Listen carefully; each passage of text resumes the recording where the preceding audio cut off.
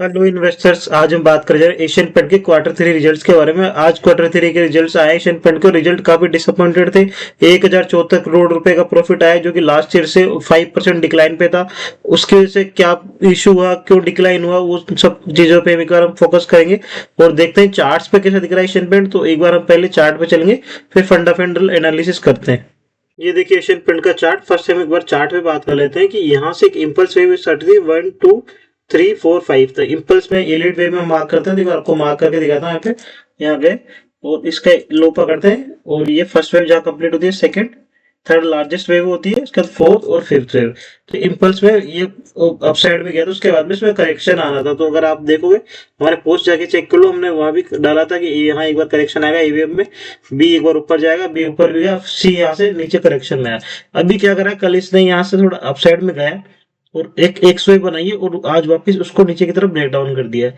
तो अभी हो सकता है कि एक और थोड़ा डाउन ट्रेंड में रहे आने वाले टाइम में, क्योंकि आज जो कैंडल आई है और इसके जो लो 2 से 3 दिन के लो थे, उन लोगों को एक ही बार में डाउन कर दिया है, ब्रेक कर दिया है। इस वाले लोग को 5 से 6% का डाउनफॉल था।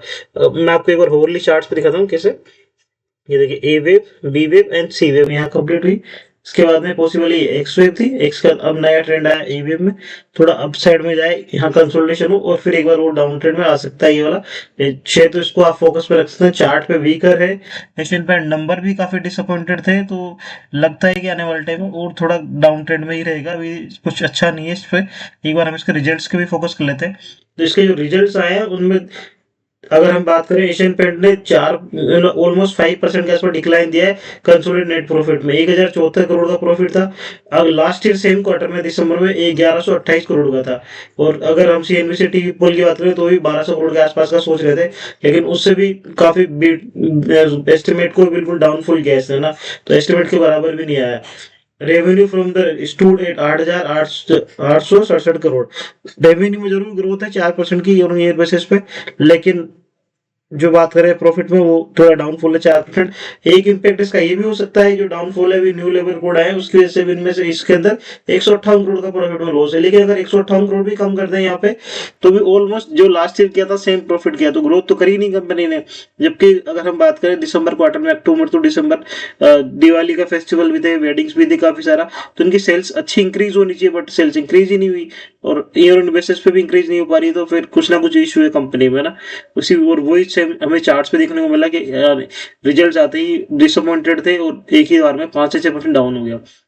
EBITDA की बात करें, EBITDA जरूर 8.8% ग्रोथ हुआ है, लेकिन 8.8% कोई ज्यादा ग्रोथ नहीं है। इन लाइन ग्रोथ है, ठीक ठाक ग्रोथ है EBITDA के अंदर।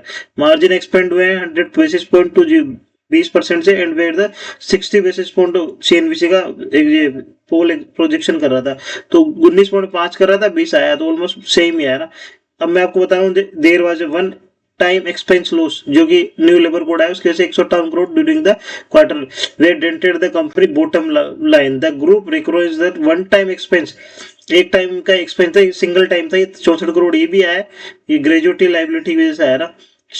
तो इस वजह से इसमें थोड़ा डाउनफॉल था और अभी शेयर डाउन में ही रहेगा लगता है आने वाले टाइम में, क्योंकि आज इस तरह से करेक्शन दिया है, जब तक हाई हाइज नहीं निकलता, लास्ट हाई इसके ऊपर नहीं जाता, फास्ट ब्रेकआउट नहीं करेगा, तब तक ये शेयर अभी कंसोलिडेशन में थोड़ा डाउन ट्रेंड में रहेगा। तो इसको एक बार हमें देखना है कि क्या करता है आने वाले टाइम में, और जब तक इस एरिया के ऊपर नहीं निकलता तो इस पर बिल्कुल भी फोकस नहीं करना है इस पर। तो गाइस, अगर आपको कुछ भी लर्निंग प्रोसेस मिल पा रही है, प्रॉफिट अर्न कर पा रहे हो चैनल से, तो प्लीज चैनल को सब्सक्राइब करें, लाइक शेयर एंड कमेंट करना ना भूलें, ताकि हमें मोटिवेशन मिले और आपके लिए सही डिटेल में अच्छे एनालिसिस हम ला सकें। Thank you everyone.